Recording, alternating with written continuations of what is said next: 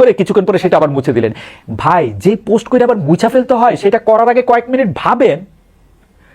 একই বিষয় দেখা গেল শিল্পকলা একাডেমি কর্মকাণ্ডে। বিজয় উৎসব হয়ে গেল ডিসেম্বর উৎসবে, আবার অ্যাবাউট টার্ন। বিজয় উৎসব হয়ে গেল ডিসেম্বর উৎসব, আবার অ্যাবাউট টার্ন। কিসের ভয় আপনারা এরকম পেন্ডুলামের মতো এরকম দুলতে থাকেন? আপনাদের ইনকনফিডেন্সও দেখা যায়, তাতে আপনাদের উপর আমাদের ভরসা করতে ভয় হয়। উইনি দ্য পু এই বিষয়ে আমার উইনি দ্য পুরে কিন্তু আমার বিরাট ফিলোসফার মানে after Tom and Jerry Winnie the Pooh হচ্ছে আমার কাছে একটা বড় ফিলোসফার। সে বলতেছে doing nothing often leads to the very best of something. নেন, ইংরেজিতে বললাম, এই ভাষায় বললে তো আবার কথার দাম বেড়ে যায়। আপনি দেখবেন আমরা যখন কোনো কথার একটা জোর দিতে চাই তখন এটার মধ্যে একটা ইংরেজি বলি। ধরেন কাউরে করছে বেরিয়ে যাও করে আমাকে পোষায় না, আমাদের কইতে হয় গেট আউট। এজ এ বেরিয়ে যাওয়ার অর্থ চাই বুঝতেছে না, গেট আউট করলে সেটার মধ্যে এটা বুঝবে।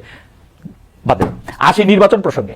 শেষ পর্যন্ত ডক্টর ইউনূস নির্বাচনের একটা সম্ভাব্য তারিখ ঘোষণা করেছেন। তিনি বলেছেন 2025-এর শেষে বা 2026-এর শুরুতে নির্বাচন হবে।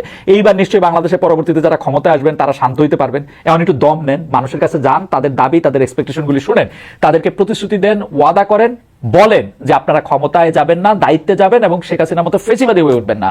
অন্তত এখন তো বুঝতে পারলেন ডক্টর ইউনূস সরকার অনন্তকাল থাকতেছেন না। এইবার আপনাদের এই ঘ্যানর প্যানর বাদ দিয়ে রাজনীতিটা করেন। এই বাংলাদেশে যত উপানুষ্ঠানিক অর্থনীতি আছে, উপানুষ্ঠানিক অর্থনীতি সাদা বাংলা ভাষায় যেগুলিকে আসলে চাঁদাবাজির বিভিন্ন খানা আছে, এইটা আমি আরেকজনের কাছ থেকে শিখা একটা কথা কইলাম আর কি। আসলে যত চাঁদাবাজি আছে সেগুলি কেমনে কম করবেন, বেশি করবেন, কোন জায়গায় করবেন, কোথায় করবেন না, এগুলি ঠিক করেন। অনেকেই গণতন্ত্র বোঝে যে আওয়ামী লীগ যেগুলি করতো, এটা এই অনেকের সাথে আমিও আসি, অনেকেই গণতন্ত্র বোঝে যেই দুষ্টামিগুলি, যেই অপরাধগুলি আওয়ামী লীগ করতো, গণতন্ত্রের হচ্ছে সেগুলি আওয়ামী লীগ আর করতে পারবে না, সেগুলি করবো হচ্ছে আমি। সেরকম ভাবলে একটু সাবধান হয়ে যান। দেখছেন না আওয়ামী লীগের নেতাগো মাটির উপর দপদপায় হাঁটতো, এখন ইন্দুরের মতো পালায় রয়েছে না? ওইরকম করলে আপনাদেরও এই দশা হবে।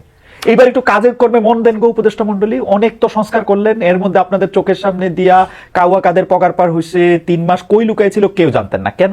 স্বরাষ্ট্র উপদেষ্টা বললেন যদি জানতাম কই আছে তাহলে ধরে ফেলতাম। হা হা, কবিতা মনে আছে? ওই যে বাবুরাম সাপুরে, যে সাপের চোখ নেই, শিং নেই, নখ নেই, ছোটে নাকি হাঁটে না, কাউকে যে কাটে না, করে না কো ফোসফাস, মারে না কো ঢুসঢাস, নেই কোনো উৎপাত, খায় শুধু দুধ ভাত, সেই সব জ্যান্ত গোটা দুই আনতো, তেরে মেরে ডান্ডা করে দেবো ঠান্ডা। বাহ, বেশ বেশ বেশ।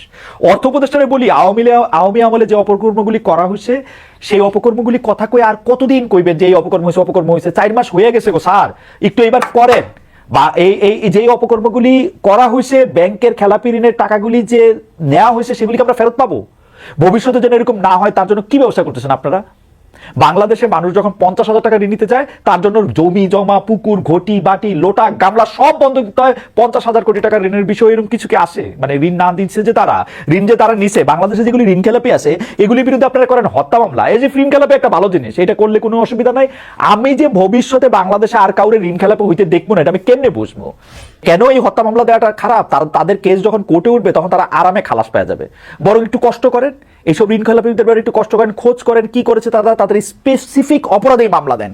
ব্যবসায়ীর সাথে কথা বলছেন, এই যে মাননীয় বাণিজ্য উপদেষ্টা, আপনি ব্যবসায়ীদের সাথে কথা বলছেন, বাজারটারে দেখেন তো হঠাৎ করে কেউ কৃত্রিমভাবে বেশি করে টাকা নিয়ে যেতেছে কিনা, কাউকে জিম্মি করতেছে কিনা, এগুলি খোঁজ নেন।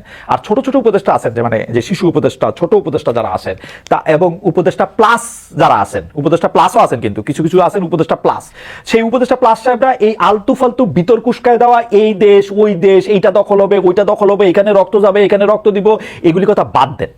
মনোযোগ দিয়ে কাজ করেন। যেগুলি উপদেষ্টা প্লাস আছেন, যেহেতু সরকারের নাই, সেগুলি ভালো করে রাজনীতি করেন। রাজনীতি করে কি করবেন এটা মানুষের গিয়ে বলেন গিয়া। আশা করি আগামী পর্বে জাতীয় নাগরিক কোটি নামের হারজারু বিষয়ে কথা বলবো। বাংলাদেশে চাঁদাবাজি মুক্ত বাজার ব্যবস্থা কি সম্ভব কথা বলবো সেই বিষয়ে। একটা খুশির খবর দিই। খুশির খবর হইল, গত পর্বের শেষে আইসা বাংলাদেশ ক্রিকেট টিমে